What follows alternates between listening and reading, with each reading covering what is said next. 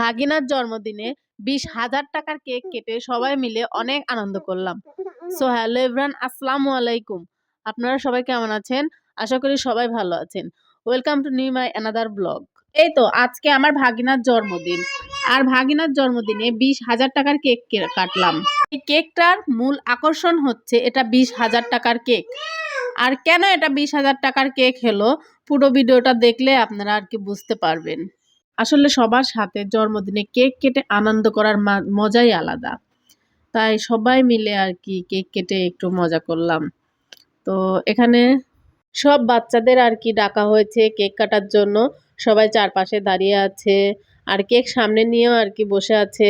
আর এখানে আমার মেয়েও সামনে আর কি দাঁড়িয়ে আছে, কেক কাটবে সে ভাইয়ার সঙ্গে।